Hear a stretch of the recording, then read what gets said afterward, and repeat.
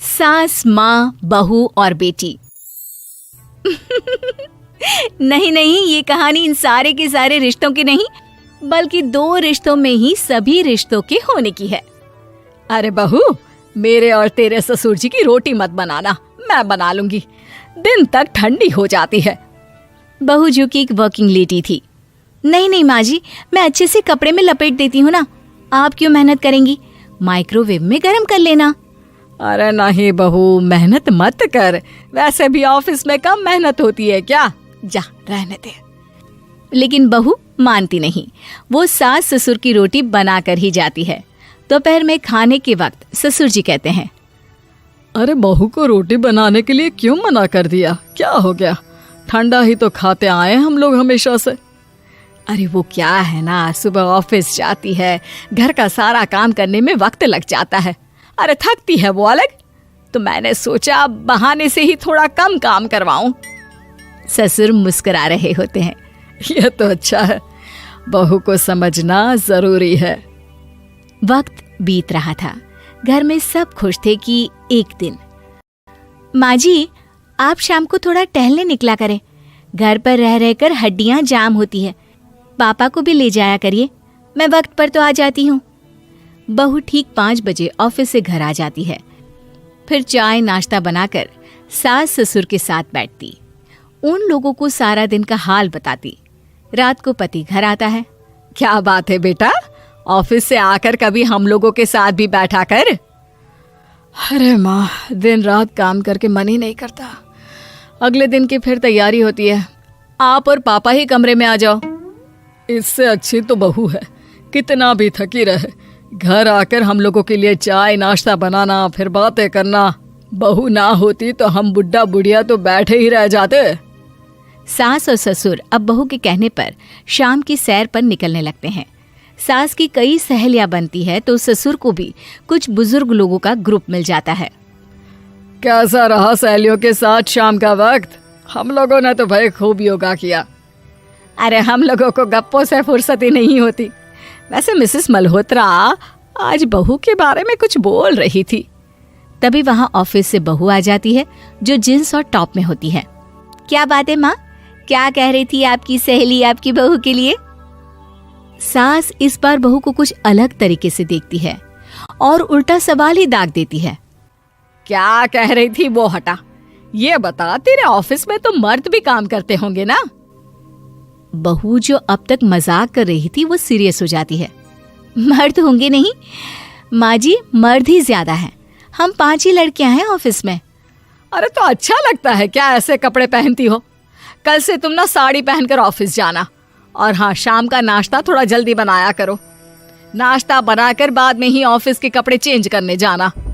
बहू को समझ में नहीं आता कि सास को हो क्या गया है, लेकिन वो कुछ नहीं कहती, सीधे किचन में जाकर चाय नाश्ता बनाती है और सास ससुर को दे देती है।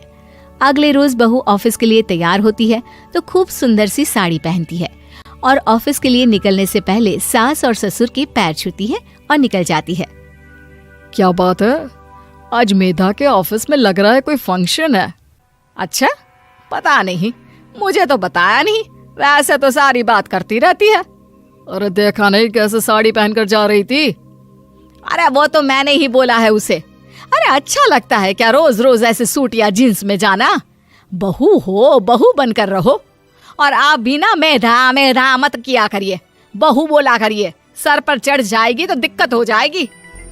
सास अब बहू को बहू जैसा रखने लगती है, हर बात पर रोका टोकी, हर बात पर ताने। क्या बात है, आजकल लेट आ रही है ऑफिस से?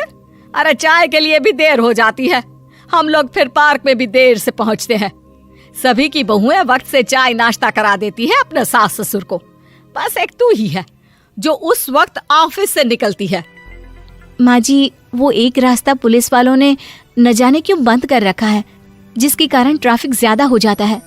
मैं कोशिश करूंगी कल वक्त से पहले निकल जाऊं। ससुर देख रहे होते हैं कि बहू अब परेशान सी रहने लगी है। एक रोज, मेधा, बेटी मेधा। जी पिताजी। बेटा देख जरा कौन सी टी शर्ट अच्छी लग रही है। वो क्या है ना, शाम को सब बदल बदल कर टी शर्ट पहनते हैं, मैं भी सोच रहा हूँ कि आज कुछ अच्छा सा पहन कर जाऊं। हाँ पिताजी, ये सही है। ये लाल वाली ना बहुत जचेगी आप पर। मेरे पापा पर भी डार्क रंग बहुत जचता है। क्या चल रहा है? अरे ससुर के सामने घूंघट तो छोड़ो, ऊपर से रंग बताया जा रहा है टी शर्ट का। अरे बहू, कोई संस्कार दिए नहीं है क्या तेरी माँ ने?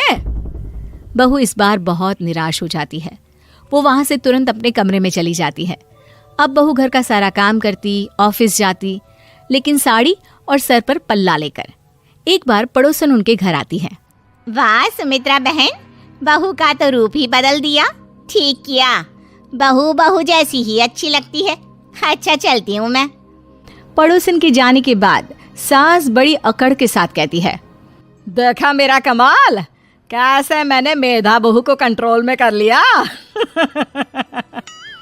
अब बारी ससुर के बोलने की थी। हाँ सुमित्रा, बिल्कुल ये काम तो किया है तुमने, लेकिन कभी सोचा क्या खो दिया? क्या खो दिया? मैंने तो कुछ नहीं खोया जी। खोया है, पहले बहू जब ऑफिस जाती तुम्हारे पैर छूकर तुम्हें गले लगाती, लेकिन अब सिर्फ पैर छूती है।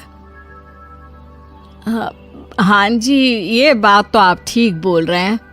पहले घंटों हम लोगों से बात करती, कमरे में ना जाती, ऑफिस से आते ही खुद की चाय, खाना, नाश्ता सब हम लोगों के साथ करती, सारी बात बताती।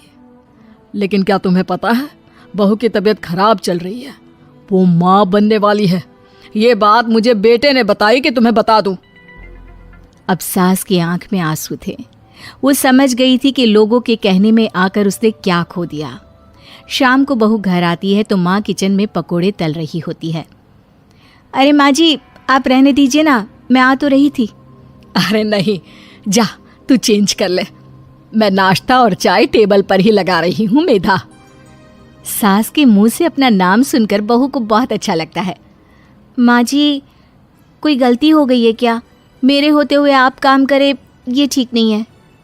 संस्कारी और समझदार बहू सास को माँ समझती है, लेकिन सास की बेवकूफ़ी उसे सास ही बनाकर रखती है।